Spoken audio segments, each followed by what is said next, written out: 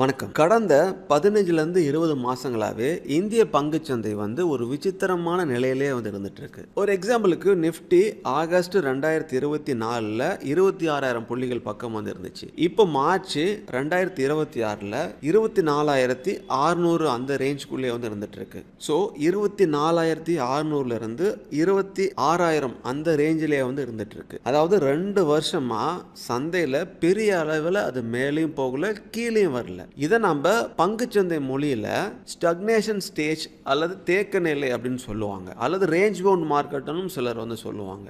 So இந்த வீடியோவில் இந்த ஸ்டக்னேஷன் ஸ்டேஜ்னா என்ன, நிஃப்டி ஏன் 2026 புள்ளிகளுக்கு மேலே பிரேக் ஆகலை, ஃபண்டமெண்டலாக அதுக்கு என்ன காரணங்கள் இருக்கலாம், டெக்னிக்கலாக என்ன காரணங்கள் இருக்கலாம், இந்த நேரத்தில் முதலீட்டாளர்கள் என்ன மாதிரி மைண்ட் செட்டை உருவாக்கலாம், என்ன பண்ணலாம் அப்படிங்கிறது எல்லாத்தையும் நம்ம இந்த வீடியோவில் கொஞ்சம் பார்ப்போம். முதல்ல ஸ்டக்னேஷன் ஸ்டேஜ்னா என்ன நம்ம தெரிஞ்சுக்கலாம். ஸோ இந்த ஸ்டக்னேஷன் ஸ்டேஜ் என்பது பங்கு அல்லது மியூச்சுவல் ஃபண்டோடைய விலைகளில் பெரிய அளவில் உயரவும் உயராது, பெரிய அளவில் வீழ்ச்சியும் அடையாது. அது ஒரு குறிப்பிட்ட ரேஞ்சுக்குள்ளேயே சுற்றிட்டு இருக்கும். இப்போ நம்ம பார்த்த உதாரணம் தான் அதுக்கு. நிஃப்டி எக்ஸாம்பிளுக்கு 24,600லேருந்து 26,000 அந்த ரேஞ்சுக்குள்ளே இருந்துச்சு. இந்த ரேஞ்சை பிரேக் செய்யாம பல மாசங்களா அந்த வட்டங்களுக்குள்ளேயே இருக்கிறதுனால இதில் முதலீட்டாளர்கள் சந்தை எதுவுமே பண்ணலையே அப்படிங்கிற அந்த எண்ணம் வரும். ஸோ முக்கியமாக அறிகுறிகளாக என்ன நம்மளுக்கு தென்படும் அப்படின்னா, விலைகளில் மாற்றங்கள் குறைவாக இருக்கும். ஸோ நீண்ட நாட்களாக ஒரே ரேஞ்சில் இருக்கும். அதான் நம்ம எக்ஸாம்பிளுக்கு நம்ம நிஃப்டியை பார்த்தோம். இந்த ரேஞ்சை பிரேக் செய்யாமல் மீண்டும் மீண்டும் அதே இடத்துக்கு திரும்ப வந்துட்டே இருக்கும். ஸோ மேலே போகும், அங்கேருந்து ரிட்டர்ன் ஆகும், கீழே வந்தால் கீழே பிரேக் பண்ணாமல் அங்கேருந்து ரிட்டர்ன் ஆகும், அந்த ரேஞ்சுக்குள்ளேயும் சுற்றிட்டு இருக்கும். ஸோ வால்யூமும்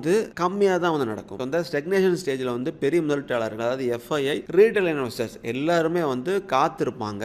அதனாலேயே அந்த ட்ரேடிங் வால்யூமும் குறைஞ்சிரும், இன்வெஸ்டருடைய இன்ட்ரெஸ்டும் குறைஞ்சிரும். இந்த நேரத்தில் பெரிய ரேலி இல்லை, பெரிய கிராஷும் இல்லை. அதனால பல முதலீட்டாளர்கள் சந்தையில் இன்ட்ரெஸ்ட் காட்டாம வெளியே போயிடுவாங்க.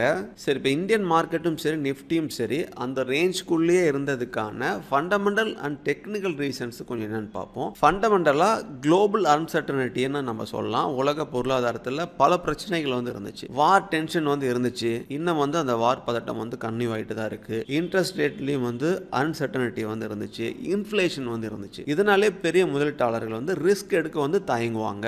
வேல்யூவேஷனும் ஹை ஆயிடும். பல லார்ஜ் கேப் ஸ்டாக்ஸ் ஏற்கனவே அதிக வால்யூவேஷன்ல இருக்கு. அதனால புதிய பெரிய ரேலி வர ஸ்ட்ராங் ஏர்னிங் growth தேவைப்படும். ஸோ அதனாலே வேல்யூவேஷன் அதிகமாக இருக்கிறதுனாலையும் அந்த குறிப்பிட்ட ரேஞ்சுக்குள்ளே மார்க்கெட் நின்றுடும். அதே போல எஃப்ஐஐ செல்லிங் அண்ட் மிக்ஸ்டு ஃப்ளோவா இருந்துட்டு இருக்கு. ஃபாரின் இன்ஸ்டிடியூஷனல் இன்வெஸ்டர்ஸ் ஒரு மாசம் வாங்குவாங்க, அடுத்த மாசமே வித்துருவாங்க. இதனால சந்தை அந்த ரேஞ்சுக்குள்ளேயே சிக்கிடும். டெக்னிக்கலா என்னென்ன காரணங்கள் இருக்கலாம் அப்படின்னா, எக்ஸாம்பிளுக்கு நிஃப்டி அந்த 26,000 அந்த லெவல் ஒரு ஸ்ட்ராங்கான ரெசிஸ்டன்ஸ் லெவலா இருந்துட்டு இருக்கு. அதனால அந்த பக்கம் போய் மீண்டும் மீண்டும் அந்த இடத்துல இருந்து ரிஜெக்ட் ஆகிட்டே இருக்கு. அப்புறம் கன்சாலிடேஷன் ஃபேஸ்ன்னு சொல்லுவோம். ஒரு பெரிய ரேலி வந்த பிறகு சந்தை ஒரு கன்சாலிடேஷன் ஃபேஸ்க்குள்ள வந்துடும். ஸோ இதனால சைட்வேஸாவோ ரேஞ்சுக்குள்ளே வந்துடும். ஸோ அடுத்து பிக் பிளேயர் அக்குமுலேஷன் சொல்லுவாங்க. பல நேரங்களில் இந்த லார்ஜ் இன்ஸ்டிடியூஷன்ஸ் சந்தை அந்த ரேஞ்சுக்குள்ளேயே வச்சுக்கிட்டு மெதுவாக அக்குமுலேஷன் பண்ணுவாங்க. இதெல்லாம்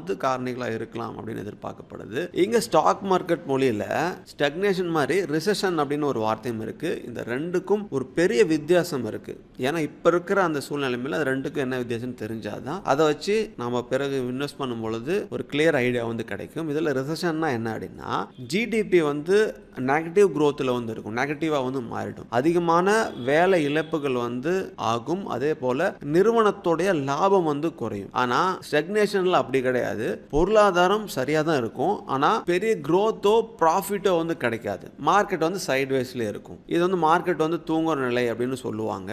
இந்த நேரத்தில், இப்போ இருக்கிற நேரத்தில் முதலீட்டாளர்கள் என்ன செய்யலாம் அப்படிங்கிறத நம்ம பார்ப்போம். இப்போ இருக்கிறத ஸ்டக்னேஷன் நிலையாக தான் எல்லாராலையும் பார்க்கப்படுது. இந்த சமயத்தில் நம்ம டிவிடெண்ட் கிடைக்கிற அந்த பங்குகளை கையாளலாம் அப்படின்ட்டு ஒரு கருத்து இருக்கு. இந்த மாதிரி ஸ்டாக்ஸ் எல்லாம் மார்க்கெட் மேலே போகலனாலும் டிவிடெண்ட் ஸ்டாக்ஸாக இருக்கிறதுனால நம்மளுக்கு ரெகுலர் இன்கம் கொடுக்கறதுக்கு வாய்ப்புகள் இருக்கிறதுனால அது நம்மளுக்கு பயன்படலாம். அதே போல் எஸ்ஐபி நம்ம தொடர்ந்து கன்டினியூ பண்ணலாம். ரேஞ்ச் மார்க்கெட்டில் எஸ்ஐபி ரொம்ப பவர்ஃபுல். ஏன்னா மார்க்கெட் கீழே வந்தாலும் வாங்குவோம், மேலே போனாலும் வாங்குவோம். அதனால ஆவரேஜ் காஸ்ட் ரொம்ப குறையும். அதனால எஸ்ஐபியை நம்ம கன்டினியூ பண்ணுறது நல்லது. இந்த வீடியோவில் ரொம்ப முக்கியமாக மார்க்கெட் இப்படி போகலாம், இப்படி வரலாம், இதை பை பண்ணுங்க பண்ணுங்க செல் பண்ணுங்க அப்படிங்கிற கால்ஸோ டிப்ஸோ வந்து கிடையாது. இது ஒரு இன்ஃபர்மேஷன் வீடியோ தான். இதை வச்சு நீங்களும் செக் பண்ணிட்டு உங்களோட முடிவுகளும் வந்து எடுங்க. அடுத்து வந்து கோல்டு அலோகேஷன். ஸோ இந்த நேரத்தில் பல முதலீட்டாளர்கள் என்ன பண்ணுவாங்க அப்படின்னா அப்படியே கோல்டுக்கு வந்து ஷிஃப்ட் ஆவாங்க. அதனால போர்ட்ஃபோலியோவில் 5லேருந்து 10% வந்து கோல்டு வச்சிருக்கிறதும் வந்து நல்ல ஒரு ஐடியாவாக வந்து இருக்கும். அப்புறம் பாண்ட்ஸு டெப்ட் ஃபண்ட்லேயும் வந்து இந்த ரெண்டுமே ரிஸ்க்கை குறைக்க நம்மளுக்கு உதவும். அதனால் கவர்மெண்ட் பாண்ட்ஸு டெப்ட் ஃபண்டு சில அளவுகளை வந்து வச்சுக்கிறது அது நம்மளுக்கு ரொம்ப வந்து பெனிஃபிட்டாக வந்து இருக்கும். ரொம்ப முக்கியமாக இந்த வீடியோலேருந்து சொல்ல வரது என்ன அப்படின்னா பங்கு சந்தை எப்பயுமே வந்து நல்லா மேலேயும் போகாது, நல்லா கிராஷாகவும் இருக்காது, அந்த ஸ்டெக்னேஷன் நிலையும் வந்து வரலாம். இந்த 3 ஸ்டேஜ்களில் தான் வந்து இயங்கும். இப்போ சந்தை வந்து அந்த ஸ்டெக்னேஷன் கன்சல்டேஷன் ஃபேஸில் இருக்கிறதுனால அதை நினைவில் வச்சுக்கிட்டு அந்த கன்சல்டேஷனுக்கு பிறகு ஒரு நல்ல ரேலியை வந்து கிடைக்க வாய்ப்புகள் இருக்குது. அது மேலே கீழே போக வாய்ப்புகள் வந்து இருக்குது. அதெல்லாம் கருத்தில் கொண்டு நம்ம முடிவுகளை வந்து எடுக்கணும். தொடர்ந்து fundamental facts and technical facts எல்லாத்தையும் செக் பண்ணிட்டு உங்களோட அனாலிசிஸ் பண்ணிட்டு உங்க சொந்த முடிவு வச்சு ட்ரேட் பண்ணுங்க. ஏன்னா இந்த மாதிரி ஸ்டேஜில் இருந்து ஏதாவது ஒரு சைடு அதை பிரேக் பண்ணுது அப்படின்னா அந்த சைடு வந்து நல்ல ரேலி இருக்க வாய்ப்புகள் வந்து இருக்கு, நல்லா மேலே கீழே போக வாய்ப்புகள் வந்து இருக்கு. அதனால அதெல்லாம் தொடர்ந்து ஃபாலோ பண்ணிட்டு ரிசர்ச் பண்ணிட்டு பொறுமையாக உங்கள் சொந்த முடிவு ஸ்டார்ட் பண்ணுங்கள். மீண்டும் உங்களை அடுத்த ஒரு நல்ல பதிவில் சந்திக்கிறேன். வேறு ஏதாவது டாப்பிக்கில் உங்களுக்கு வீடியோ வேணும்னு நினச்சிங்கன்னா அதை கமெண்டில் சொல்லுங்கள். உங்களோட வளமான எதிர்காலத்துக்கு புத்திசாலித்தனமாக முதலீடு பண்ணுங்கள். மிக்க நன்றி.